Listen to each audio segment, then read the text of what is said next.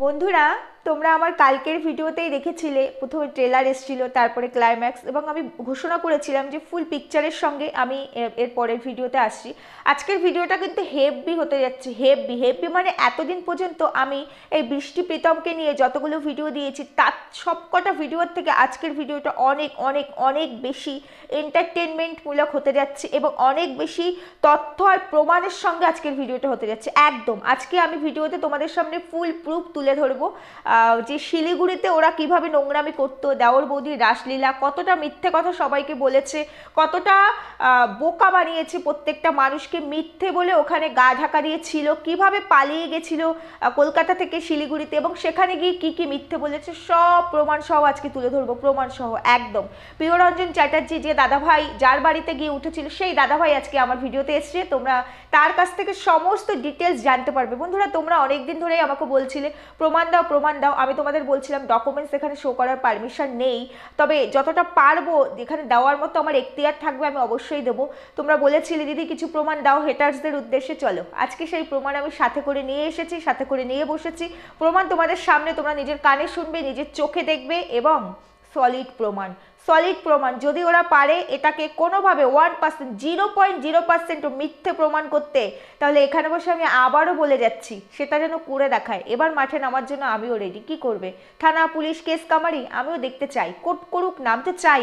ওরা এক পা আগালে তবেই তো আমি 5 পা আগাতে পারবো, কেন আগাচ্ছে না আমি তো বারবার বলে যাচ্ছি। চলো, অনেক প্রমাণ এসছে, অনেক প্রমাণ দেবো। আর আরেকটা কথা বলে দিই, খুব শিগগিরই এমন তথ্য তোমাদের সামনে তুলে ধরবো, চেষ্টা করব সেটারও প্রমাণ তোমাদের সামনে তুলে ধরার চেষ্টা করব। মানে এরকম প্রমাণ তোমরা এই ওয়াইটিতে কোথাও পাওনি। আমি যে প্রমাণ দেওয়ার চেষ্টা করছি, হয়তো 2-3 দিন সময় লাগবে, একটুখানি ওয়েট করো। এই জন্য বারবার বলছিলাম একটু ওয়েট করো, সব দেবো এখানে। যাই হোক, এত কথা বলবো না, আগে চলো প্রমাণটা দেখে নাও, তারপরে ফিরে আসছি। বৃষ্টি, চিনতে পারছিস কে বলছি? প্রথম দিন যখন শিলিগুড়িতে 25 নভেম্বর ফোন করেছিলিস, তখন ফোনটা কিন্তু আমি প্রথম ধরেছিলাম, বলেছিলাম যে তোর বান্ধবী নেই, ঠিক আছে? তারপরে এগেন যখন ফোন করেছিলিস অন্য নাম্বার থেকে, তখন ফোনটা ধরেছিল। ফোনটা ধরার পর কোথায় বলেছিলিস? মালদাতে আছে। কাকে নিয়ে আছি? বাচ্চাকে নিয়ে।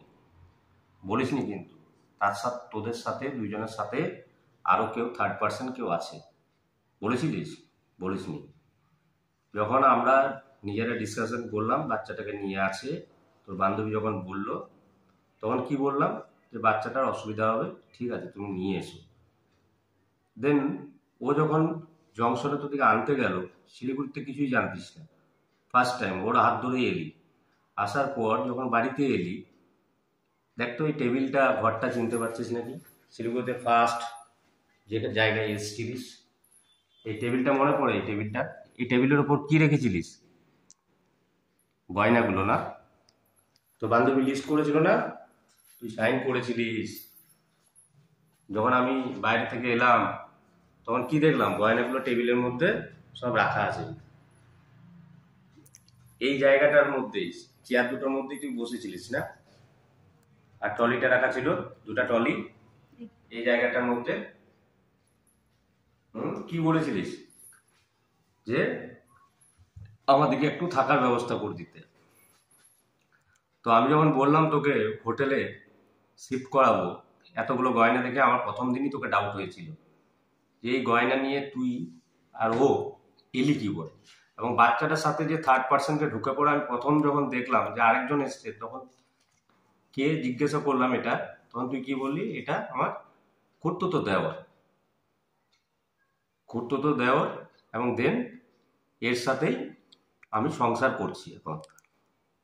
আমার স্বামী খুব অত্যাচার করে, মাথায় রডের বাড়ি, সিগারেটের ছেঁকা, অনেক কিছু কথা বলেছিলিস। ডিটেলসে এত কিছু ভিডিওর মধ্যে তো দিতে পারবো না, তোর মতন তো আমি ভিডিও বানাই না, ব্লগার্স না।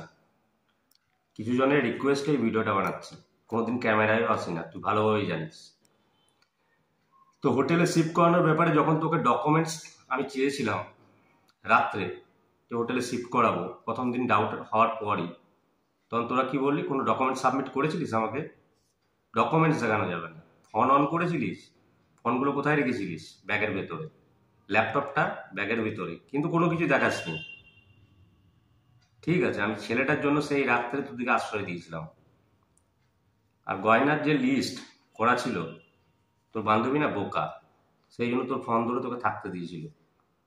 তাছাড়া ওই লিস্টটাও তোকে এরকম করে ভিডিওতে দেখিয়ে দিতাম যে কি কি ছিল, 4টা হার, 2টা বালা, দুধবালাটা ম্যাচ হচ্ছিল না, না ভাঙা কটা জিনিস, সেটা বলেছিলিস নিয়ে যাওয়ার পর প্রীতম যখন নিয়ে গেছিল, বলিসনি না? তো তোদের প্রথম দিনই দেখে আমার ডাউট হয়েছিল, এবং যখন তোরা নাচরবন্দা এখান থেকে বেরোচ্ছিলিস না, ঠিক আছে, আমি তখন বাধ্য হয়ে আমার এক বন্ধুর বাড়িতে তোদেরকে উইদাউট ডকুমেন্টসে কি করলাম, শিফট করলাম। সেখানেও ডকুমেন্টস চালাম, বললাম চল থানাতে চল, একটা ইনফরমেশন দেখা। কিসের জন্য ইনফরমেশন চেয়েছিলাম? থানাতে ইনফর্ম করতে যে আমাদের সেফটির জন্য, আমাদের দুইজনের সেফটির জন্য।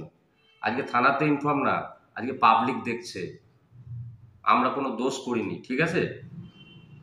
এই জিনিসটা তুই যে হাইড করিস না, শিলিগুড়ি আমার থেকে বহুত চিনে গেছিলিস, প্রীতম বলেছিল না, বহুত চিনে গেছে শিলিগুড়িতে, তোদের বহুত ভিউয়ার্স। সেই ভিউয়ার্স থেকে বল, আমার মুখটা দেখলে পরেই বুঝতে পারবে শিলিগুড়িতে আমার তো কম ভিউয়ার্স, আমার কোনো ভিউয়ার্স নেই, ঠিক আছে? একটু ভিডিওটা কাইন্ডলি দিদি একটু তোমার ভিডিওতে একটু অ্যাড করে দিও, ঠিক আছে? যারা বলেছিল না শিলিগুড়িতে কার পরিচিতিতে এসেছিল, তো শিলিগুড়িতে এই লোকটা, ঠিক আছে, ফোন করেছিল, ছেলেটার জন্য আশ্রয় দিয়েছিলাম, বাচ্চাটার জন্য, অর্ক। আর ওই প্রীতম হলো ফার্টিচার ছেলে, ফার্টিচার, যে অল টাইম মিথ্যা কথা বলে, এক মিথ্যা ডাকতে আরেক মিথ্যা, মিথ্যা ডাকতে আরেক মিথ্যা।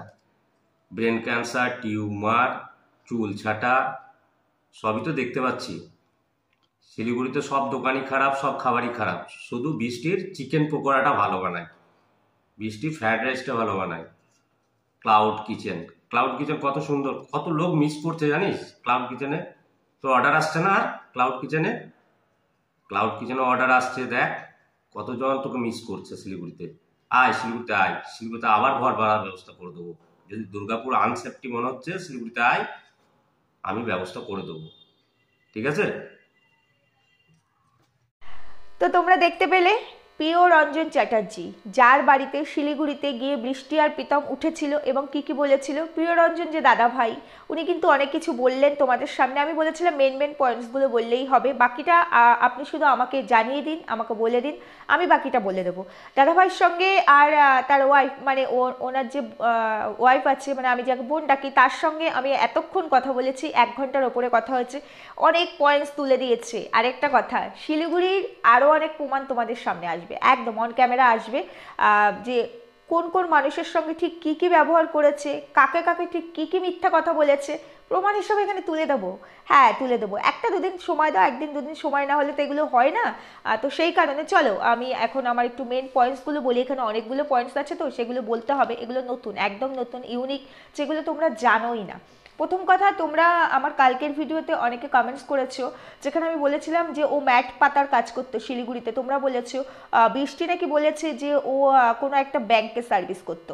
কোনো ব্যাংকে সার্ভিস করতো না, ও ফ্লোর ম্যাট গাম দিয়ে যে লাগানো হয় না, ফ্লোর ম্যাট, মানে ফ্লোরে ম্যাট নষ্ট হয়ে গেলে পরে তারপরে সেখানে যে আবার ফ্লোর ম্যাট পাতা হয়, গাম দিয়ে যে চিপকে দেওয়া হয়, সেই কাজটা করতো। এবং চাইলে কোন দোকান, কোন মালিক, তাদেরকেও সামনে নিয়ে আসতে পারবো। ওদেরকে একটু বলো যে মিথ্যে বলছি, চাইলে তাদেরকেও সামনে নিয়ে আসতে পারবো। এবং তার সঙ্গে ঘরে বসে কিছু সাইড ইনকাম করতো, সেটা হচ্ছে রেশন দোকানে ডিজিটাল কার্ডের যে ডেটা এন্ট্রি হয় না, ডিজিটাল কার্ডগুলো যে ডেটা এন্ট্রি হয়, সেই ডেটা এন্ট্রির কাজ এরা করতো, মানে প্রীতম করতো আর কি, বাড়িতে বসে, ভাড়া বাড়িতে বসে সাইড ইনকাম হিসাবে সাইডে করতো। তো এবার অনেক জায়গায় নাকি ইন্টারভিউ দিতে গিয়েছিল, আমাদেরকে তো দেখিয়েছে অনেক জায়গায় ইন্টারভিউ দিতে গিয়েছিল। ইন্টারভিউ দেবে কি করে? কোনো ডকুমেন্টসই তো কাউকে শো করেনি, কোনো ডকুমেন্টস কাউকে দেখায়নি। ডকুমেন্টস ছাড়া কোথাও কি চাকরি পাওয়া যায় বন্ধুরা? কোথাও চাকরি পাওয়া যায়? যায় না। এবার এবার তোমাদেরকে একটা সব থেকে বড় কথা বলবো, খুব হাসির কথা, তোমরা কিন্তু কেউ হাসবে না। দেখো আজকে ভিডিওতে কিন্তু আমি ইন্ট্রোও দিইনি, যাই হোক অনেক কথা বলার আছে তো এই জন্য ইন্ট্রো দিইনি, অনেক বড় হবে ভিডিও। আচ্ছা, বৃষ্টি বলেছিল তার বান্ধবীকে যে প্রীতমের কথা জানিস তো, ও এত ভালো, প্রীতম ফ্ল্যাটে যখন ওর দাদা থাকতো না, মানে ও বৃষ্টির হাজব্যান্ড অর্ণব মণ্ডল, যখন ওর দাদা কোনো কাজে যেত বা বাইরে থাকতো, প্রীতম তো আমার সঙ্গে থাকতো, তুই জানিস না, এত ভালো, আমাকে কখনো টাচও করেনি, বলেছে যা হবে বিয়ের পরেই হবে। এখান থেকে প্রমাণিত যে এটা প্রি প্ল্যানিং, অনেক বছর ধরে ওদের সম্পর্ক। আরও বলবো যে গয়নার কথা তোমাদেরকে বলেছিলাম, 40 ভরির ওপরে গয়না নিয়ে ওরা শিলিগুড়িতে এসছে, 40 ভরির ওপরে গয়না নিয়ে এসছে এবং সে মানে বৃষ্টি তার বান্ধবীকে বলেছিল গয়নাগুলো বিক্রি করে দেওয়ার জন্য। কেন?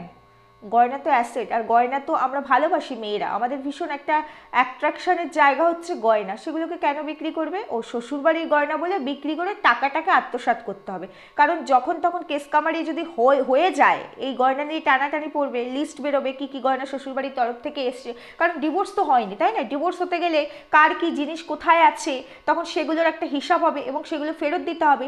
যেই যেই জিনিসগুলো অর্ণব মণ্ডলের কাছে আছে সেগুলোও ফেরত দিতে হবে, মানে বৃষ্টির যেই যেই জিনিস বা বৃষ্টির বিয়েতে যা দিয়েছে, ঠিক তেমনি অর্ণব মণ্ডলদের বাড়ির থেকে বা অর্ণব মণ্ডল যা যা দিয়েছে সেগুলোও বৃষ্টিকে ফেরত দিতে হবে। সেই জন্য গয়নাগুলো বিক্রি হয়ে গেলে সুবিধাটা বেশি হতো, যে আমি তো তোমার বউ ছিলাম তখন আমি বিক্রি করে দিয়েছি বা গয়নাগুলো নিয়েই হারিয়ে গেছে, না তাই না? বাবা মার দেওয়া গয়না হলে তো কেউ বিক্রি করতে চাইবে না। কেন করতে চাইবে? কারণ বাবা মা তো সেট আপেই আছে, বাবা মা তো সঙ্গেই আছে, সব সময় সঙ্গে ছিল।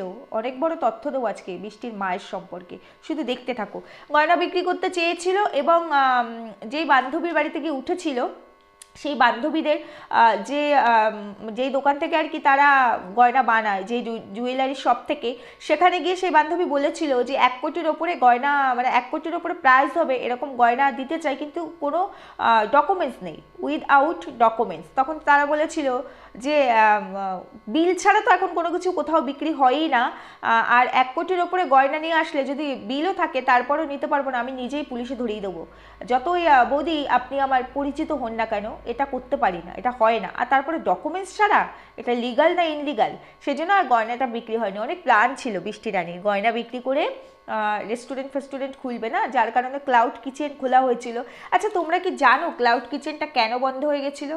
জানো বৃষ্টি, তোমার এই ক্লাউড কিচেনে যে সমস্ত মানে মানুষজন তোমার থেকে খাবার নিত, তোমার কাস্টমাররা তোমাকে জিজ্ঞেস করতে বলেছে, আমার মারফত তোমাকে জিজ্ঞেস করতে বলেছে যে তোমার ক্লাউড কিচেনের ফুড লাইসেন্স ছিল, মানে তুমি তো হোম ডেলিভারি করতে না, ক্লাউড কিচেন, ক্লাউড কিচেন, তাহলে ক্লাউড কিচেনে তোমার ফুড লাইসেন্স ছিল? জোম্যাটো বা সুইগি থেকে কোনো ডেলিভারি বয় ছিল না? ডেলিভারি বয় তো ছিল প্রীতম মণ্ডল, তাই না? হ্যাঁ, তাহলে সেটা ক্লাউড কিচেন হলো কি করে? তাদের প্রশ্ন এটা বৃষ্টি, আমার প্রশ্ন নয়, কারণ আমি তো শিলিগুড়িতে ছিলাম না আর আমি জানিও না, তুমি ভিডিওতে দেখিয়েছো তাই দেখেছি। তাহলে তোমার ফুড লাইসেন্স ছাড়া তুমি ক্লাউড কিচেন কি করে শুরু করলে? আর ক্লাউড কিচেনটা কেন বন্ধ করতে হয়েছিল বৃষ্টি? কেন? অসুস্থতার জন্য? দেখবে ওরা পুরনো বাড়ি থেকে যখন নতুন বাড়িতে শিফট হয়ে যায় তখন ক্লাউড কিচেনটা কিন্তু আর চালাতে পারে না। কেন জানো? কারণ ক্লাউড কিচেনে যে খাবারটা দিত তার কোয়ান্টিটি ভীষণ কম ছিল, দাম নিত অনেক বেশি, 150 টাকা পার প্লেট করে নিত যে কোনো খাবারের। এবার খাবার বুঝে দামটা হতো, উঠতে পারতো, তো সেখানে খাবারের কোয়ান্টিটি অনেক কম ছিল, এই জন্য কাস্টমাররা ওর থেকে আর খাবার নিতে চাইতো না, যার কারণে বাধ্য হয়ে ওকে ক্লাউড কিচেন বন্ধ করে দিতে হয়। এবং ক্লাউড কিচেনে তারা বলেছে, কাস্টমারদের আরও একটা কোশ্চেন আছে বৃষ্টি, হ্যাঁ আমার মারফত কাস্টমাররা করেছে, তারা বলেছে তুমি যে কিচেনটাতে রান্না করতে খুব হাইজেনিক ছিল, কিচেনটা খুব হাইজেনিক ছিল। দেখো আমি তো গিয়ে দেখে আসিনি, আমাকে তোমার এই কাস্টমাররা জিজ্ঞেস করতে বলেছে যে তুমি প্লিজ তোমার ভিডিওর মারফত বৃষ্টিকে একটু জিজ্ঞেস করে তো, প্রয়োজন হলে তারাও সামনে আসবে বলেছে, কোনো রাগঠাক নেই তোমার ওপর, তাদের সবার প্রচুর রাগ, টোটাল শিলিগুড়ি যেটুকু জায়গা তুমি স্প্রেড করে এসছো তোমার নোংরামি, প্রত্যেকের ভীষণ রাগ, ভীষণ রাগ, প্রত্যেকে উঠে আসবে বলেছে, প্রয়োজন হলে তোমার বাড়ি পর্যন্ত চলে যাবে, জানো তো তোমার বাড়ি পর্যন্তও নাকি চলে যাবে প্রমাণ দিতে, এই কথাও বলেছে। তাদেরকেও সামনে আনবো, একে একে সবাইকে সামনে আনবো। আর তুমি বলেছিলে তোমার হাজবেন্ড মানে প্রীতম চাকরি করতো যে দোকান, সেই মালিকও আসবে, কি যদি ক্ষমতা থাকে আমাকে একটু একবার এসে বলে দিয়ে যেও আমি মিথ্যে বলছি, সেই মালিকও সামনে আসবে বলেছে, আমার ক্যামেরাতেই আসবে, আমার ভিডিওতেই আসবে। যাই হোক, এবার তোমাদের একটা সব থেকে বড় খবর দেবো, প্রেগনেন্সি। তোমাদের অনেকের কোশ্চেন ছিল ওর প্রেগনেন্সির আপডেট দাও, ওর প্রেগনেন্সির কী আপডেট। দেখো প্রেগনেন্সি দিয়ে শুরু হয়েছিল, প্রেগনেন্সির কয়েকদিন পর থেকে নাকি ওর সেই প্রেগনেন্সি থেকে অসুস্থতা থেকে ক্যান্সার, অনেকের ভাষায় আবার ওরা নাকি কোনোদিনও বলেনি, মানে অনেক মুটকি মাসিদের ভাষায়, অনেক মুটকি মাসিকেও আজকে ধোয়াবো, সেই মুটকি মাসিদের ভাষায় ওরা নাকি কোনোদিনও বলেইনি যে ওদের টিউমার বা ক্যান্সার হয়েছে। তাহলে টাইটেল আর থাম্বেলের মধ্যে এগুলো কী ছিল কোশ্চেন মার্ক দিয়ে, brain cancer, brain tumour, cancer, আমি আর বাঁচবো না, ভিডিওগুলো আমার স্মৃতি হিসাবে থাকবে, বডি পার্টস ড্যামেজ হয়ে যাচ্ছে, চোখের ওটি করতে হবে, চোখ ফেটে ব্লাড বেরিয়েছে, মাথার ক্লটিং চোখ দিয়ে বেরিয়েছে, ব্রেনে ক্লটিং, এগুলো নাকি ওরা বলেনি ভিডিওতে কোনোদিনও। যতটুকু ওরা থাম্বনেলের মধ্যে মানে টাইটেলে দিয়েছে সেটা নাকি ভিউয়ার্সদের উস্কানিতে। আচ্ছা ভিউয়ার্সরা তোমরা উস্কেছিলে, এই মুটকি মাসিকে গিয়ে একটুখানি জবাবটা দিয়ে এসো তো, এই মুটকি মাসিকে একটু জবাব দিয়ে এসো, বুঝতে পেরেছো? মুটকি মাসির নাকি এত ক্ষমতাও, মুটকি মাসি তোমার তো এত ক্ষমতা, আমাকে শুটকি বলে ডাকো, দেখো এই শুটকির কত ক্ষমতা, তোমাকে ওপেন চ্যালেঞ্জ করে, অথচ দেখো তোমার এত ক্ষমতা, তুমি ভিডিওতে তোমার ক্ষমতা হয় না ডিম্পি লাইফস্টাইল নামটাকে মেনশন করে ভিডিও করার, তুমি একবার নামটা মেনশন করে দেখাও না মুটকি, তোমার মতো ওরকম 5টা মুটকিকে পোষার ক্ষমতা আমি রাখি, তুমি একবার একটু আমার নামটা একটু মেনশন করো, তারপর তো খেলা হবে মাসি গো, খেলা হবে, তোমার বাড়ি গিয়ে আমি খেলবো মাসি, তোমাকে ওপেন চ্যালেঞ্জ করে বলছি, আমার নামটা একবার নাও ডিম্পি লাইফস্টাইল, পেছন থেকে খেলতে তো সবাই পারে মাসি, তুমি অনেক খেলা খেলছো পেছন থেকে, আমি আমার কন্টেন্ট নিয়ে কাজ করছি, তোমার বাবারও ক্ষমতা নেই আমার কন্টেন্টের মধ্যে এসে ইন্টারাপ্ট করার, অশিক্ষিত মূর্খ মহিলা, আবার নিজেকে অনেক বড় কিছু মনে করে, ভাবে স্ল্যাং দিচ্ছে, তো এই স্ল্যাং দিচ্ছে বলেই তোমার ভিডিওতে ভিউজ হয় না, তোমার ভিডিওতে স্ল্যাংয়ের জন্য ভিউজ হয় না। আমার সঙ্গে যদি মাঠে নামতে হয়, যদি আমার সঙ্গে মাঠে নামতে হয়, আমার নামটা নাও, বুঝতে পেরেছো? একবার তুমি আমার নামটা নেবে, আমি 5বার তোমার নাম নিয়ে দেখাবো। জেলে তুলে নিয়ে যাবো, জানে না আমি কে, যাক জানে না কে সেটা পরে জানাবো, আমারে তুলে শুদ্ধ নিয়ে তুলে দিয়ে আসবো মুটকি মাসিকে পরে জানিয়ে দেবো, তুমি কে কি সেটা পরে জানিয়ে দেবো। নোংরা মহিলা মুটকি মুটকি মাসির আবার অনেক শখ, ও আবার আমার মিসেস সময় আজে বাজে কথা বলে, জুতি লাল করে দেবো, টেনে নিয়ে আসবো, জানে না কোথায় পোস্টিং আমার, তো তুলে নিয়ে আসবো।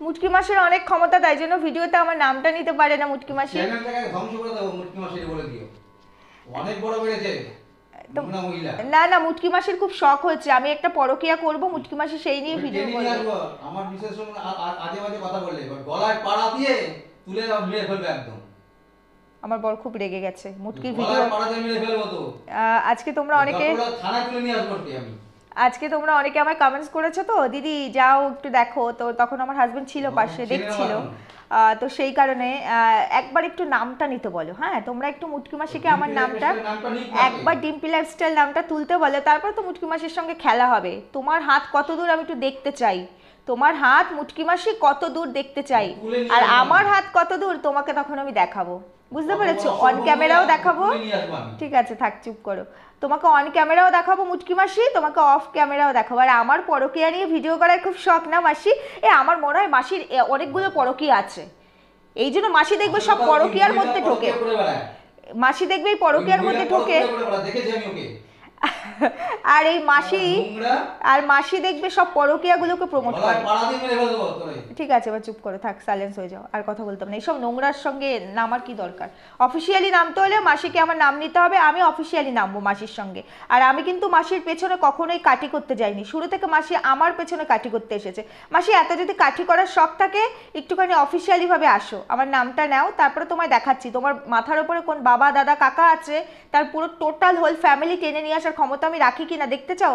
আবার বলেছো আইডিয়া আমি এখানে পাঠিয়েছি, আইডিয়া আমি ওখানে পাঠিয়েছি, ঠিক এরম করে, বুঝতে পেরেছো? দাঁত খিচিয়ে মিচিয়ে বলছে, আবার মাসি বলেছে আমাকে নাকি মারবে, এরম করে নাকি মাসি আমাকে মারবে, মাসি আচ্ছা চুপ কর, তুমি চুপ করো, থাক বাদ দাও মাসি,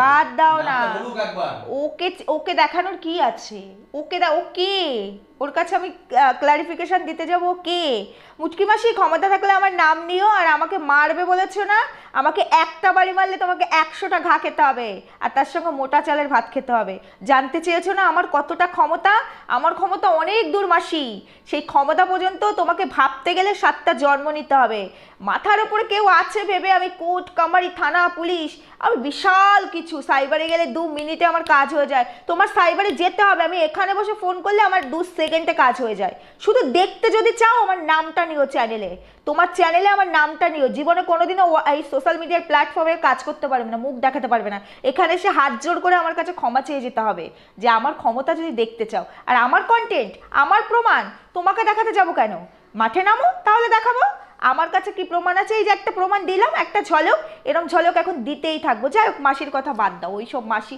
মানে এইসব রে ভার্মে যায়, এসব রে আমি পাত্তাও দিই না। মানে কি বলবো, এদের কাছে কন্টেন্ট নেই, তখন আমাকে কন্টেন্ট করে উঠতে চাইছে। যাই হোক, খুব ভালো কথা, আমিও কারো কন্টেন্ট ভদ্র ভাষায় জবাব দিলাম। আচ্ছা, ক্লাউড কিচেন নিয়ে বললাম। আচ্ছা, আরেকটা কথা মনে পড়েছে, রাতের মধ্যে বৃষ্টি দেখাতো যখন শিলিগুড়িতে ছিল, ঘুমের মধ্যে নাকি ওর খুব খারাপ মানে আগের জিনিস মেমোরি ফিরে আসতো, মানে মেমোরি লস হয়ে গেছে, টিউমার হয়েছে, ক্যান্সার হয়েছে, ক্লটিং হয়েছে, তারপর কি জানি সেরিব্রাল থ্রম্বোসিস হয়েছে, আরও বহু কিছু হয়েছে। যাই হোক, মেমোরি লস হয়ে যেত, সেটা তোমরা নিশ্চয়ই ওই ভিডিওগুলোতে দেখেছো, মানে কত ড্রামাটিক, তাহলে বোঝো। ঠিক সেই দীঘার ঘটনার মতো, তাই না বলো? দীঘায় ওকে ওর হাজবেন্ড সিগারেটের চাকা দিত, ও মনে করতো ভূতে ধরেছে, ওর কোনো ফিলিংসই থাকতো না। পরের দিন সকালে উঠে দেখতো ভূতের আচর, তারপরে বুঝতে পারতো না এগুলো সিগারেটের চাকা। অথচ দেখো, আমরা কিন্তু খালি চোখে কেউ দেখতে পাইনি, আমি আবার 4 চক্ষু পরে বসেছি, তা দিয়েও আমি দেখতে পাইনি। ঠিক দীঘার মতো, তাই না বলো? যে ওকে ভূতে ধরেছে, ও বুঝতে পারছে না, ঠিক দীঘার মতো। ঠিক যেমনি মাথার ক্লটিং চোখ থেকে বেরিয়েছে, ও ঘুমিয়েছিল নাকি টেরই পায়নি, টের পেয়েছে ওর পতিদেব, মানে দেওর কাম পতিদেব। মানে কত কত মিথ্যে আজকে শুধু তোমাদেরকে ধরিয়ে দেবো, আর শিলিগুড়িতে গিয়ে কত কত মিথ্যে বলেছিল সব ধরিয়ে দেবো। এই দাদাভাই তো সব বলতে পারে না, দেখো এরা তো সোশ্যাল মিডিয়ায় নেই, এরা এত আমাদের মতো বলতে পারে না। আমাকে সব বলে দিয়েছে, পয়েন্ট আউট করে নিয়েছি, বলেছে এগুলো তুমি শুধু বলতে থাকো, আর তারপরে তো আরও ধামাকা আসবে, আরও দিতেই থাকবো। এবার দেখো, ওরা বলেছিল প্রথম যে ঘরটা থাকতো ওপরে টিন ছিল, তোমরা জানো, সেই ঘরটা তো যেহেতু কোনো ডকুমেন্টস শো করেনি, সেই জন্য এই দাদাভাইয়ের রেফারেন্সেই ওরা ওই ঘরটাতে ছিল, দাদাভাইয়ের অনারে ওই ঘরটা আর কি ভাড়া দেওয়া হয়েছিল, উইদাউট কোনো প্রুভে আর কি, মানে ডকুমেন্টস আর কি শো না করেই ওরা ওই ঘরে থাকতে পেরেছে, শুধু দাদাভাই আর তার বান্ধবীর জন্য। তো সেখানে দাদাভাই বলেছিল যে তোমাদের ম্যারেজ সার্টিফিকেটটা দাও, কারণ কোনো ডকুমেন্টস তো দিতে হবে, তোমরা তো হাজব্যান্ড ওয়াইফ, এটা জানিয়েই এখানে ভাড়া থাকছো, হাজব্যান্ড ওয়াইফ এবং বাচ্চা, ম্যারেজ সার্টিফিকেটটা দাও, তাহলে পরে সেই সার্টিফিকেটটা এখানে শো করেই তোমাদের অনেক ভালো ঘর আমরা খুঁজে দেবো। কিন্তু কোনোভাবে ম্যারেজ সার্টিফিকেট দেয়নি। কেন দেয়নি বৃষ্টি? কেন দাওনি প্রীতম? ম্যারেজ সার্টিফিকেটটা তো দেওয়া উচিত ছিল। তোমাদের কি ঠান্ডা মস্তিষ্কে নাকি তোমরা রেজিস্ট্রি করে বিয়ে করেছো? তাহলে সেই সার্টিফিকেট কোথায় গেছে? কোনো ডকুমেন্টসে তোমরা দিতে পারোনি, কোনো ডকুমেন্টস না। প্রথম তো ওরা যখন নভেম্বরে যায় শিলিগুড়িতে, দেখবে 1 মাস কিন্তু কোনো ভিডিও দেয়নি বৃষ্টি, 1 মাস ভিডিও দেয়নি। যে বাড়িতে ভাড়া ছিল সেই বাড়িতে এই বান্ধবীকে সবাইকে বলেছে ওদের কাছে কোনো ফোন নেই, কিচ্ছু নেই, কোনো কিছু নেই। ওই বাড়ি, যেই বাড়িতে ভাড়া থাকতো প্রথম বাড়িটায়, সেই বাড়িওয়ালা নাকি এই বোনটিকে বলেছিল যে ওদের কাছে ফোন আছে, ওদেরকে ফোনে কথা বলতে, আমি শুনেছি ওদের কাছ থেকে ফোন নাম্বার চাও, ওদের বাড়ির লোকের সাথে কন্ট্যাক্ট করতে হবে। অনেক মানে অসঙ্গতি ওদের জীবনে। আর তারপরে ততদিনে জেনে গেছিল যে এটা দেওরের সঙ্গে আছে, হাজব্যান্ডকে ডিভোর্স করেনি, ম্যারেজ সার্টিফিকেটও শো করতে পারেনি, এটা বলেছিল। ওরা কিন্তু কোনো কিছুতেই ফোন নাম্বার দেয়নি। এবং বৃষ্টি তার বান্ধবীকে এই কথাও বলেছে, বৃষ্টি প্রীতম দুজনেই বলেছে যে ফোন নাম্বার দিতে পারবো না, কারণ ফোন নাম্বার দিলেই আমাদের লোকেশন ট্র্যাক হয়ে যেতে পারে, আমরা কোথায় আছি সেটা জেনে যেতে পারে। হ্যাঁ, এটাই বলেছিল। তার সঙ্গে ওরা কিন্তু প্রথম টাকা তুলতে পারতো না, কোনো এটিএম থেকে বা কোনো ব্যাংকের থেকে টাকা তুলতে পারতো না, কারণ ওরা নাকি বলেছিল যে যতটা আছে সেটা দিয়েই চলতে হবে, টাকা পয়সা তুলতে পারবো না, তাহলেও আমাদের লোকেশনটা ট্র্যাক হয়ে যাবে। তার মানে চোরই তো এই ধরনের কথা বলে। আমি স্বামীর দ্বারা অত্যাচারিত, আমার স্বামী খারাপ বলে আমি সেই সম্পর্ক থেকে বেরিয়ে এসেছি। তারপর তো ওর কথা ও সিঙ্গেল মাদার ছিল, তাহলে ওর এত ভয়, রাগ ঢাক, এত কিছু, মানে ঢাক গুড় কিসের জন্য? কেন লোকেশন ট্র্যাক হলে ওকে ধরতে পারলে পরে কেন তাতে ওর বিপদ হবে? কিসের জন্য? ও তো অপরাধ করেনি। মুটকি মাসি আবার ওর হয়ে কথা বলে, মুটকি মাসি তোমার নিরাপরাধ মানুষটি কেন এইসবের জন্য কোনো ডকুমেন্টস দেয়নি, একটু জিজ্ঞেস করে তো। আমার মনে হয় মুটকি মাসিকে অনেক খাইয়ে রেখেছে, বুঝতে পেরেছো? অনেক মানে বড় একটা অ্যামাউন্টে রফা দফা হয়েছে, আমার তাই মনে হচ্ছে। এই জন্য মুটকি মাসি অনেক কিছু বলছে, অনেক কিছু বলে এখানে বিষয়টাকে ঘুরিয়ে ফেলার চেষ্টা করছে। যদিও অর্ণব মণ্ডলের বাবার লাইফ, বাবার বিয়ে, অর্ণব মণ্ডলের সাথে ওর কারেকশন, এই সব কিছু নিয়ে ক্লারিফিকেশন দেবশ্রী দিচ্ছে, তাই আমি ওই পার্টসে ঢুকতেই চাইছি না। আমি আমার পয়েন্টগুলো বলছি। আর আমার কাজ সবসময় ভিডিও টু ভিডিওতে যে যতটুকু দেখাবে ততটুকু নিয়েই আমার কাজ। ভিডিওতে বৃষ্টি অর্ণব মণ্ডলকে টেনে এনেছে, আমি টেনে আনিনি, তাই আমি অর্ণব মণ্ডলকে নিয়ে কথা বলি। ভিডিওতে বৃষ্টির বাবা মাকে যতটুকু টেনে এনেছে আমি ঠিক ততটুকুই বলি, তার বাইরে বৃষ্টির বাবা মা দাদা কাউকে টেনে আনি না। ভিডিওতে বৃষ্টির শ্বশুরবাড়ি সম্পর্কে কোনো কথা বলেনি, তাই তাদেরকে টেনে আমি কোনো কথা বলবো না। হ্যাঁ, প্রয়োজন পড়লে অবশ্যই বলবো, তবে এখনো পর্যন্ত আমার সেই প্রয়োজন আসেনি বলে আমি সেই দিকে ঢুকতেও চাইছি না। যাই হোক, এবার এটা গেল। আচ্ছা, বৃষ্টি রানী ওখানে গিয়ে তার বান্ধবীকে বলেছিল যে আমার একটা দিনও এখন বসে থাকার মতো সময় নেই, আমাকে যে কোনো একটা বাড়িতে রান্নার কাজে ঢুকিয়ে দে, যে কোনো একটা বাড়িতে আমাকে রান্নার কাজে ঢুকিয়ে দে, কারণ আমাদের কাছে পয়সা নেই, আমার পয়সার খুব দরকার। যেই দিন এই কথাটা বলেছিল তার পরের দিনই 30,000 টাকার মানে জিনিসপত্র কেনা হয়েছিল ভাড়া থাকার জন্য, নতুন বাড়িতে শিফট করার জন্য। তাদের কাছে নাকি পয়সা নেই, প্রচুর টাকা নিয়ে গেছে, প্রচুর টাকা, ল্যাপটপ, গয়না, জামা কাপড়, অনেক কিছু নিয়েই ওরা গেছে, নথিপত্র সব কিছু নিয়েই ওরা ওখান থেকে পালিয়েছে। ওদের এই পালানোর প্ল্যানটা অনেক দিন আগে থেকেই ছিল এবং সেগুলো নিয়ে পালিয়েছে। যাই হোক, এবার তারপরে তোমাদেরকে আরেকটা কথা বলছি। এবার তার বান্ধবী বলেছিল যে তোর চেহারাটা দেখে তোর কি মনে হয় তোকে কেউ রান্নার কাজ দেবে? তুই কি বলছিস, তুই রান্নার কাজ করবি? তারপরে ক্লাউড কিচেনের কথা মাথায় এসছে, তার কিছুদিন পরে ক্লাউড কিচেন খুলেছিল। আচ্ছা, যেই পার্টে ছিলাম প্রেগনেন্সি নিয়ে একটা কথা বলতে গেছিলাম, আমি ভুলে গেলাম ফট করে প্রেগনেন্সি নিয়ে কথা বলতে গিয়ে। আচ্ছা, প্রেগনেন্সি নিয়ে তোমরা অনেকে আপডেট চেয়েছো যে ওর প্রেগনেন্সির আপডেট দাও। তো প্রেগনেন্সি দিয়ে কিন্তু ওর এই রোগটা শুরু হয়েছিল, প্রেগনেন্সির পরে আর কিন্তু কোনো আপডেট আসেনি। প্রেগনেন্সির কদিন পরের থেকে আমরা দেখেছি ও অসুস্থ, ওর অসুস্থতা ক্যান্সার পর্যন্ত চলে গেছে। এটা নিয়ে কথা বলতে গিয়ে মুটকি মাসির কথায় চলে গেছিলাম। যাই হোক, তো এবার তোমাদেরকে একটা কথা বলি, ও অ্যাকচুয়ালি প্রেগনেন্ট ছিল কিনা তার সত্যি কোনো প্রমাণ আমার কাছে নেই। তবে ও যদি প্রেগনেন্ট হয়েও থাকে, দেওর তো আগে টাচ করেনি, বিয়ের পর দেওর ওকে টাচ করেছে, সেই টাচেও প্রেগনেন্ট হতেই পারে। আমি জানি না, ও দেখিয়েছে প্রেগনেন্ট। দেখো, এগুলো কিন্তু আমি বানিয়ে কিচ্ছু বলছি না, এগুলো কিন্তু ওরাই ভিডিওতে নিজেরাই ক্যাপচার করে দেখিয়েছে, লাইভ প্রুফ। কিট এনে দেখিয়েছে যে কিট দেখো আমি প্রেগনেন্ট, প্রীতমকে দেখাচ্ছে, প্রীতম বলছে এখন আর কিছু করতে হবে না, এখন থেকে নিজের খেয়াল রাখ। আমার মনে হয় ওই প্রেগনেন্সিতেই ওর কোনো কমপ্লিকেশন ছিল, সেকেন্ড ইস্যুর ক্ষেত্রে ওই প্রেগনেন্সির পর থেকেই ওর শরীরে কিছু কমপ্লিকেশন এসছে। আর তোমরা তো এটা তোমাদের কাছে এতদিনে ক্লিয়ার হয়ে যাওয়ার কথা যে আজকে প্রেগনেন্সির এই জিনিসটা ওর রোগ শুরু হওয়ার কয়েকদিন আগে থেকে শুরু হয়েছে। তাহলে রোগটা যদি 6 মাসের হয়, তার মানে ও যদি 6 মাস প্রেগনেন্ট হয়ে থাকতো তাহলে ওর পেটটা দেখে বোঝা যেত, তার মানে ওর ওই বেবিটা নেই। যদি প্রেগনেন্ট হয়েও থাকে সেই বেবিটা নেই। কি করেছে, কোথায় গেছে, কি হয়েছে, না নিজে থেকে মিসক্যারেজ হয়ে গেছে, আমি বলতে পারবো না। এই তথ্য প্রমাণ আমার কাছে নেই। যেটুকু নেই, আমার যেটুকু মনে হলো লজিক্যালি, যে প্রেগনেন্ট হলে তার তো পেটটা দেখে বোঝা যাবে, তার মানে ওর প্রেগনেন্সিটা নেই। যাই হোক, ওটা দিয়ে শুরু হয়েছিল তার গল্প। এবার গল্পের পার্ট হিসাবে ওটাকে রেখেছিল কিনা, ভুয়ো কথা কিনা বলতে পারবো না। আচ্ছা, এবার রান্নার কাজ অবধি বলে দিলাম। আচ্ছা, টাকা তোলার কথাটাও আমি বলে দিলাম যে ওরা টাকা তুলতে পারবে না, লোকেশন নাকি ট্রাক হয়ে যাবে। আচ্ছা, ওরা ওখানে গিয়ে প্রীতম আর বৃষ্টি দুজনে মিলে একটা গল্প দিয়েছিল অর্ণববাবুর নামে। অর্ণববাবু, আমি জানি আপনি আমার প্রত্যেকটা ভিডিও দেখেন, এই ভিডিওটা দেখবেন প্লিজ। এত কিছু বলছি তারপরে আপনি চুপ করে থাকবেন না, কোনটা সত্যি কোনটা মিথ্যা এখনো অনেক কিছু আমার কাছেও ধোঁয়াশা, অনেক কিছু ধোঁয়াশা। ওরা যে চিট, ওরা যে ফ্রড, সেটা সামনে বেরিয়ে এসেছে, কিন্তু আপনার ক্ষেত্রে যে যে কথাগুলো উঠে আসছে সেটা আমাকেও যাচাই করতে হবে, আমাকেও জানতে হবে। তাই কাইন্ডলি, যদি সত্যি সত্যি আপনি নিরাপরাধ পুরোটাই হয়ে থাকেন, আপনাকে যদি ও টোটালি মানে একদম ইউজ করে থাকে, ও আর আপনার ভাই মিলে, তাহলে কাইন্ডলি আপনি যেটা করার সেটা করবেন। আমি অনেক কিছুই জানি, তারপরেও বলছি, যেহেতু আপনি আমার ভিডিও রোজ দেখেন সেই কারণে বললাম, দেরি করবেন না, অ্যাটলিস্ট এতটা ফাইট করছি আপনার জন্য, অন্তত আমাদের জন্য হলেও দেরি করবেন না। কতটা কি করা যায় আমার ভিউয়ার্সদের জন্য আমি রিকোয়েস্ট করব, আমার ভিউয়ার্সরা জানতে চায়, আমার ভিউয়ার্সরা ভীষণ মানে এই বিষয়টা নিয়ে বলতে পারেন ভীষণ মানে তারা নিতে পারছে না, মানে এতটা ফ্রড কেউ হতে পারে, এতটা ক্রিমিনাল মাইন্ড, তারা এটা মানতে পারছে না। তাই কাইন্ডলি আপনি তাদের উদ্দেশ্যে যেটা করার একটু তাড়াতাড়ি করবেন, এটুকুই আমার আপনাকে দেওয়া মেসেজ।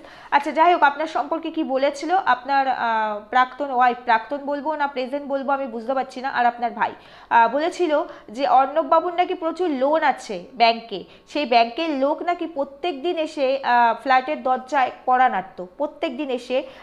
তো প্রীতম বলেছিল, প্রীতম আর কি তার বান্ধবীকে, মানে বৃষ্টির বান্ধবীকে বলেছিল আর তার হাজব্যান্ডকে, তার সাথে কি থাকা যায়, বলেছিল এই বোনটিকে যে তুমি বলো তার সাথে কি থাকা যায়, ওর এত ব্যাংকে প্রচুর লোন রয়েছে, প্রত্যেক দিন সেই লোক এসে বাড়িতে দরজায় কড়া নাড়ে, ব্যাংকের লোক এসে, তার সাথে থাকা যায়।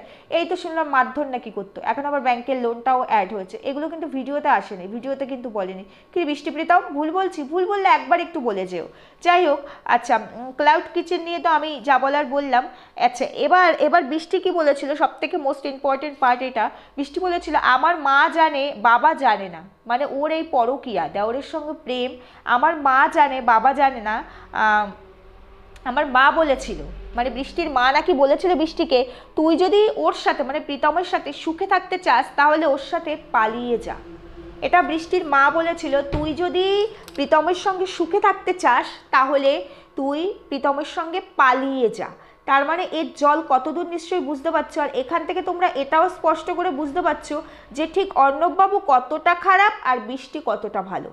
অনেক কিছু তোমাদেরকে আমি বুঝিয়ে দিয়েছি, প্রমাণও তোমাদেরকে আজকে তুলে দিয়েছি, আরও অনেক প্রমাণ আমি তোমাদের সামনে নিয়ে আসবো, অনেক প্রমাণ নিয়ে আসা এখনও বাকি আছে। দেখো ডকুমেন্টস আমি শো করতে পারবো না, তবে হ্যাঁ কার সাথে কী ব্যবহার করেছে সেই মানুষগুলোকে আমি তুলে ধরতে পারবো, হ্যাঁ পারবো। এবার তোমাদের আরও অনেক পয়েন্ট আমার ধরিয়ে দেওয়ার আছে, আরও অনেক কথা আমার বলার আছে। যার মা তার মেয়েকে সাপোর্ট করে সেই মেয়ে তো এরকম হবেই। অনেক মুটকি মাসিদের কথায় যদি ধরে নিলাম অর্ণববাবু খারাপ, অর্ণববাবুর ফ্যামিলি খারাপ, আমি ধরে নিলাম, এখনও বলছি বৃষ্টির কথায় আমি ধরে নিলাম অর্ণববাবু খারাপ, অর্ণববাবুর ফ্যামিলি খারাপ, বৃষ্টির উপর প্রচণ্ড পরিমাণে অত্যাচার করতো, মানসিক নির্যাতন করতো, শারীরিক নির্যাতন করতো, সিগারেটের ছ্যাঁকা দিত, মাথায় লোহার রড দিয়ে বাড়ি মারতো। তাহলে তোমরা আমাকে একটা কথার উত্তর শুধু দিয়ে যাও, যে মানুষটার ওপর দিনের পর দিন এত অত্যাচার হয়েছে সেই মানুষটার পরিবার তাহলে তখন কি করেছে, 10 বছর ওখানে কেন ফেলে রেখেছে? যদি সেই মানুষটার পরিবার তার পাশে না থাকতো তাহলে আমি মেনে নিতাম। আজকে বৃষ্টির বাবা মা যেখানে বৃষ্টির পরকীয়াকে সমর্থন করেছে, সাপোর্ট করেছে, তাদের কাছে নিয়ে গিয়ে মেয়েকে রেখেছে, বৃষ্টির বাবা মা যেখানে বৃষ্টির এই ইনলিগাল বিয়ে খেলাটা, যেখানে ডিভোর্স না হয়ে মেয়ে তার দেওরের সঙ্গে রয়েছে, সেটাকে মানতে পেরেছে, তাহলে তোমাদের কি মনে হয় বৃষ্টির এই বাবা মা বৃষ্টির ওপর দিনের পর দিন এত অত্যাচার হয়েছে তারা মেয়েকে সেখানে ফেলে রেখেছে, কোনো স্টেপ নেয়নি, কোনো লিগাল অ্যাকশন নেয়নি? তোমাদের কি মনে হয় এটা কি কোনো যুক্তির মতো কথা? মানে এটা কি এখানে খাটে? প্রথম কথা চলে গেল। দ্বিতীয় কথা, আমি স্বামীর দ্বারা এতটাই অত্যাচারিত যেটা আমি সহ্য করতে পারছি না, সহ্য করা আমার পক্ষে সম্ভবই নয়। স্বাভাবিক, লোহার রড দিয়ে মাথায় বাড়ি মারা মানে তো আমি মরেই যাব, তাহলে আমি সেখানে কি করে থাকবো? সিগারেটের ছ্যাঁকা দেওয়া মানে সাংঘাতিক ব্যাপার, মানে সেই ধরনের ভায়োলেন্স, সেই ধরনের। তাহলে পরে এইগুলো যদি আমার সাথে দিনের পর দিন ঘটেই থাকবে, আমি কেন আমার হাজবেন্ডের এগেনস্টে নিজে থেকে একটা কেস করতে পারলাম না, যেখানে আমি দেওরকে নিয়ে পালিয়ে যাওয়ার মতো সাহস দেখাতে পারলাম? বন্ধুরা তোমরা কাইন্ডলি বলে যেও, সেখানে আমি আমার হাজবেন্ডের এগেনস্টে একটা এফআইআর কেন করতে পারলাম না? সেখানে আমাকে পালিয়ে কেন যেতে হবে? আজকে আমি আমার হাজবেন্ডের দ্বারা অত্যাচারিত, আমি তো তাকে ডিভোর্স, তার সঙ্গে এমনিই আমি ডিভোর্স পেয়ে যাই, এত অত্যাচার করছে আমি তো এমনিই ডিভোর্স পেয়ে যাই, তাহলে তাকে ডিভোর্স দিয়েই তো আমি আমার এই দেওরের সঙ্গে লিগ্যালভাবে থাকতে পারতাম, তাহলে তো দেওর বৌদি কথাটা এখানে আমাদের তুলতে হতো না। মুটকি মাসি উত্তর দিয়ে যেও, তুলতে হতো না। তৃতীয়ত, আজকে আমার স্বামীর দ্বারা যখন আমি এত অত্যাচারিত, তাহলে আমার স্বামীকে আমার আর ভালো লাগছে না, তার সব কিছু আমি মানে সব কিছু থেকে বেরোতে চাইছি, সে আমার ওপর ভীষণ নির্যাতন করছে, সহ্য করতে পারছি না, তাহলে নিশ্চয়ই আমি আমার স্বামীর থেকে শ্বশুরবাড়ির দেওয়া 40 ভরির ওপরে গয়না নিয়ে পালাবো না? পালাবো? আর সেই গয়নাটা বৃষ্টি শিলিগুড়িতে গিয়ে বিক্রি বা করতে চেয়েছিল কেন? যে গয়না থাকলে হয়তো কখনো হিসাব নিকাশ আসলে ডিভোর্স তো হয়নি, এই জায়গাটা তো আসবেই, সেই গয়নাগুলো ফেরত দিতে হবে, সেই কারণে পরের ধন আমি নিজের কাছে কি করে রাখবো? ওটা তো পরের ধন, তার ধন, যে কিনা আমাকে এত অত্যাচার করে, তার সব কিছু ফেলে দিয়েই তো আমি চলে আসবো। আমি যখন নতুন কারো হাত ধরেছি, দেওর না হোক অন্য কেউ হোক, সেই মানুষটি, সেই দেওরটি বা এত লোভী হবে কি করে যে তার শ্বশুর বাড়ির মানে তার জেঠুদের বাড়ির থেকে দেওয়া সব জিনিসপত্র নিয়ে তার বৌদিকে নিয়ে সে পালিয়েছে? সে তো বলতে পারতো তোর নিজের যে কটা জিনিস আছে তোর বাপের বাড়ি থেকে দিয়েছে বা তুই নিজে করেছিস, বা যেগুলো প্রীতম নাকি একটা চেন দিয়েছে, তোমাদেরকে আমি আগের দিনের ভিডিওতেই বলেছি, সে কটা নিয়ে তুই আয়, বাকিগুলো ওরটা ওকে ফেলে দে। তোমাদের তো নাকি এবার লোভ নেই, বড় বড় কথা বৃষ্টির, আমি কারো কাছ থেকে 1 টাকাও নিই না, এমনকি আমার বাবার কাছ থেকেও নিই না। শ্বশুরবাড়ির কোটি টাকার গয়নাটা নিয়ে পালালো কি করে? ও এটা গোছাতে পেরেছে, কোটি টাকার গয়না সেটা একটা ব্যাগে ভরে টাইম মতো বেরোনো, মানে বুঝতে পারছো কতটা রিস্ক? তার মানে এখানে কত বড় মাথার প্ল্যান, ক্রিমিনাল প্ল্যান, আর এখানে স্বামীকে কিভাবে ফাঁসানো হয়েছে এখান থেকে তোমাদেরকে নিশ্চয়ই স্পষ্ট করে দিতে পেরেছি। আজকে যেই মেয়েটা 10 বছর ধরে অত্যাচারিত, যেই মেয়েটা 10 বছর ধরে অত্যাচারিত, পালানোর দিন পর্যন্ত স্বামীর ফ্ল্যাটে, স্বামীর টাকায় খেয়েছে, স্বামীর ফ্ল্যাটে থেকেছে, সে যেই মেয়েটা জানতো দিনের পর দিন আমার সঙ্গে অত্যাচার হবে, অত্যাচার হচ্ছে, সেই মেয়েটা গয়নাগুলো গুছিয়ে নিতে পারলো পালানোর সময়, দেওরকে ফিট করতে পারলো, তার সঙ্গে পরকীয়া করতে পারলো, ছেলেকে নিয়ে পালাতে পারলো, স্বামী ওয়াশরুমে ছিল সেই সুযোগে পালাতে হবে, রান্নাবান্না খাওয়া দাওয়া করলো, পালিয়ে যাওয়ার আগে স্বামী বাজার করলো, সেই মেয়েটা 10 বছরে, যার কাছে যে কিনা এই সোশ্যাল মিডিয়ার প্ল্যাটফর্মে ভিডিও করতে পারে, অনলাইন বিজনেস করতে পারে, টিকটক করতে পারে, স্বামীর অত্যাচারের একটা ফুটেজ রাখতে পারেনি। হয়নি? তোমাদের কি তাই মনে হয়? তোমাদের কি তাই মনে হয় তারপরে তার সঙ্গে তো তার দেওর থাকতো? সেটা তো স্পষ্ট। আজকে তো বৃষ্টি নিজেই তার বান্ধবীকে বলেছে, যখন তো ওর দাদা থাকতো না, ও আমার সঙ্গে থাকতো, তখন ও আমাকে টাচও করেনি, বলেছে যা হবে বিয়ের পরে হবে। ডিভোর্স না দিয়ে বিয়ে হয় নাকি? সম্পর্ক তুমি যে কারোর সাথে করতে পারো, সেই বিষয়ে আমি যাচ্ছি না। কত বড় কথা, যা হবে বিয়ের পরে হবে। কতটা মিথ্যেবাদী এরা। অথচ স্বামীর দ্বারা অত্যাচারিত সেই ভায়োলেন্সের একটা প্রুফ নাকি দেওর আর বৌদি মিলে রাখতে পারিনি। এটা কি তোমাদের কাছে মনে হয় গ্রান্টেড? এটা কি তোমাদের কাছে মনে হয় যে এই কথাগুলো সত্যি হতে পারে? তার 0%ও সত্যি হতে পারে। এখান থেকে কি তোমাদের মনে হয় সত্যি বৃষ্টি খুব ভালো, প্রীতম খুব ভালো, আর অর্ণব মণ্ডল খুবই খারাপ, ওর উপর অত্যাচার করেছে? যতটুকু ইনফরমেশন আমার কাছে আছে অর্ণব মণ্ডল সম্পর্কে, যতগুলো মানুষ আমায় জানিয়েছে, তারা একটা কথাই বলেছে, অর্ণব মণ্ডল ভীষণ ভালোবাসতো বৃষ্টিকে, আর অর্ণব মণ্ডলের উইক পয়েন্ট হলো তার ছেলে অর্ক। প্রচণ্ডই ভালোবাসে অর্ককে, আর বৃষ্টিকে সবসময় ভালো রাখার চেষ্টা করেছে। যে স্বামী এত অত্যাচার করবে, সেই স্বামী নিশ্চয়ই বউকে নিয়ে যে ফ্ল্যাটে থাকবে তার সুখ স্বাচ্ছন্দ্যের কথা ভাববে না, তার জন্য রান্নার লোক, কাজের লোক, লাক্সারিয়াস সমস্ত আসবাবপত্র রাখবে না, যাতে তার বউয়ের কোথাও কোনো কষ্ট না হয়। সে তো বউকে কষ্ট দিচ্ছে, অত্যাচার করছে, সে তো আরও কষ্ট দেবে। প্রীতম বলেছে শিলিগুড়িতে গিয়ে বৃষ্টির বান্ধবীর কাছে, বৃষ্টি যখন প্রেগনেন্ট ছিল তখন নাকি ও শ্বশুরবাড়ি থেকে ওকে খেতেও দেয়নি। আমি জানি অর্ণববাবুর বাড়ির লোকও আমার ভিডিও দেখে। কাইন্ডলি আপনারা এরপরও চুপ করে থাকবেন না। আপনার নিজের ভাইয়ের ছেলে, ভাইপো এই ধরনের কথা বলে লোকের কাছে বলে বেরিয়েছে, তাহলে বুঝতে পারছেন তো আপনাদের রেপুটেশন কোথায় নিয়ে গেছে।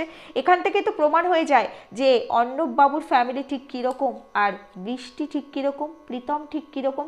যদি সেটা নাই হবে, তাহলে কোনো ভাই নিজের বৌদির সঙ্গে প্রেম করতে পারে না, কখনোই পারে না। এটা সম্ভবই নয়। একই বাড়িতে থেকে, একই জায়গায় থেকে, আর কোনো মেয়ের মা এটা বলতে পারে না যে দেওরকে বিয়ে করেছে তো কি হয়েছে, বউ তো একই বাড়ির আছে। কোনো মা এটা বলতে পারে না যে তুই যদি ওর সাথে সুখে থাকতে চাস তাহলে পালিয়ে যা। মা কেন বলবে? স্বামীর দ্বারা যখন আমার মেয়ে অত্যাচারিত, মা কি চাইবে মেয়েকে সেখান থেকে বার করে নিয়ে আসি, লিগালি ডিভোর্স হোক, লিগালি তোরা বিয়ে করে সমাজে মাথা উঁচু করে বাঁচ। লুকিয়ে চুরি বাঁচবি কেন? তোদের সম্মান কেন হানি হবে? মায়েরা তো এটাই বলবে। আমাদের সংসারে অশান্তি হলে আমাদের বাবা মা এসে আগে আমাদেরকে বোঝায়, এবং জামাইয়ের কোনো যদি দোষও থাকে সেক্ষেত্রেও জামাইয়ের ভালোটা বলে, মেয়ের খারাপটাই বলে, কারণ তারা জানে তাতে তার মেয়ের ক্ষতি হবে না, বরঞ্চ লাভ হবে। এ কেমন মা? এই কেমন মায়ের নিদর্শন আমরা পাচ্ছি?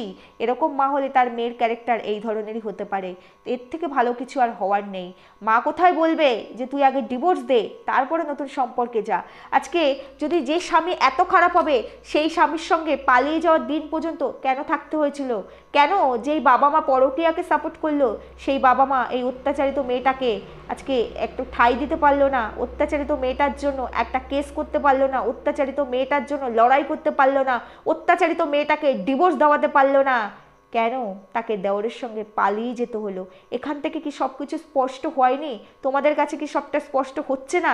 এরপরেও বলবে আরও প্রমাণ চাই, এরপরেও বলবে অর্ণববাবু খারাপ। যদি বলে থাকো তাহলে আমি মনে করব তোমাদের মতো মানুষের এই ধরনের ভিডিও দেখার প্রয়োজন নেই। তোমাদের মতো মানুষের এই সমাজে মানুষ হিসাবে বিচার করাটা উচিত কিনা সেটাও আমার এখন ভাবনার মধ্যে আসছে।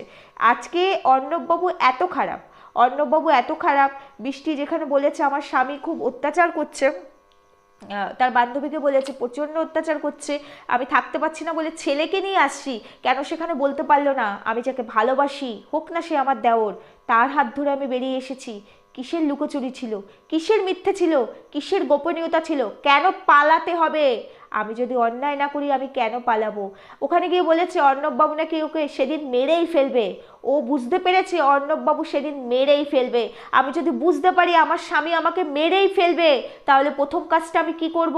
আমার পরিবারের লোককে জানাবো, তাদেরকে আসতে বলবো, তাদেরকে নিয়ে সবার আগে থানায় যাব, একটা এফআইআর করব। নাকি আমি দেওরকে নিয়ে পালিয়ে যাব? কি বন্ধুরা, কি বন্ধুরা, বুঝতে পারছো তো কতটা নাটকবাজ এই মেয়ে, কতটা নাটকবাজ এই দেওর, কতটা নাটকবাজ না হলে দাদার বউকে বাগিয়ে নিতে কেউ পারে না। এই যে মুটকি মাসি বলে না, বলছে রাসলীলা, হাজারবার বলবো রাসলীলা, রাসলীলা বলাটাও অপরাধ। রাসলীলা তো স্বয়ং শ্রীকৃষ্ণ করেছিল, এদেরকে বলে নোংরা লীলা। এদেরকে আমার অনেক কিছুর সঙ্গে তুলনা করতে ইচ্ছা করছে, কিন্তু আমি পার্সোনালি সেটা করতে পারছি না, কারণ আমি জানি ভিডিও তো অনেক ধরনের মানুষ দেখে, অনেক রকম বয়সের মানুষ দেখে, তাই জন্য আমি কখনো স্ল্যাংও ইউজ করি না। আজকে এই স্বামী এত খারাপ এত খারাপ এত খারাপ, অথচ সেই স্বামীর ফ্ল্যাটে 10 বছর ধরে, মানে 10 বছর ফ্ল্যাটে ছিল না, সেই স্বামীর সাথেই 10 বছর কাটিয়ে দিল। সেই স্বামী, যে স্বামী এত খারাপ, সেই স্বামীর ফ্ল্যাট থেকেই তাকে পালাতে হলো। তাহলে এই বৃষ্টি নিজে অন ক্যামেরা ভিডিও করে কেন বলেছিল ফ্ল্যাটটা বৃষ্টির নিজের, 10 বছর ধরে কষ্ট করে এই ফ্ল্যাটটাকে কিনেছে? কেন বৃষ্টি দর্শকদের সামনে এসে বলেছিল যে সে সিঙ্গেল মাদার, স্বামীর সঙ্গে থাকে না? তোমাদের কি মনে হচ্ছে বৃষ্টি মেয়েটা কতটা ফ্রড, যে স্বামীর সঙ্গে থেকেও, স্বামীর পয়সায় খেয়েও, স্বামীর বাড়িতে থেকেও, স্বামীর দেওয়া রান্নার লোক, স্বামীর দেওয়া কাজের লোক, স্বামীর দেওয়া সমস্ত সুখ স্বাচ্ছন্দ্য ভোগ করেও বলতে পারে দর্শকদের সামনে মিথ্যা কথা ভিডিও করে সোশ্যাল মিডিয়ার মতো প্ল্যাটফর্মে যে আমি সিঙ্গেল মাদার? সেই মেয়েটা শ্বশুরবাড়িতে কি কি করতে পারে সেটা তো এখান থেকে স্পষ্ট তুলে ধরে দিয়ে গেলাম। এবার বিচার তোমাদের, কত প্রমাণ দেব? আরও অনেক প্রমাণ আসবে, আর সব থেকে বড় কথা খুব ধামাকা একটা প্রমাণ আসতে চলেছে। একটু 2-3 দিন সময় দাও, খুব ধামাকা প্রমাণ। এসব মুটকি মাসিদের না এরম করে ফেলে দিতে পারি, বুঝতে পেরেছো? ওই সমস্ত হুমকি টমকিতে ভয় পাই না, আর এই সমস্ত লোকেদের ভিডিও আমি দেখি না, অনেক বড় বড় কথা বলে। বলো, এই সমস্ত কথা যে বলে তার কি কোনো সলিড প্রমাণ তার কাছে আছে? মুখে মারিতং জগৎ, মুখে অনেকেই অনেক কথা বলতে পারে। অনেক আপডেট দেবো, ভিডিও প্রচুর বড় হয়ে গেছে, কিন্তু কিছু করার নেই। এই পয়েন্টগুলো তুলে ধরতে গেলে ভিডিও তো বড় হবে। যাই হোক, সুস্থ থেকো, ভালো থেকো, যত তাড়াতাড়ি সম্ভব আমি ভিডিওটা তোমাদের সামনে নিয়ে আসার চেষ্টা করছি। টাটা।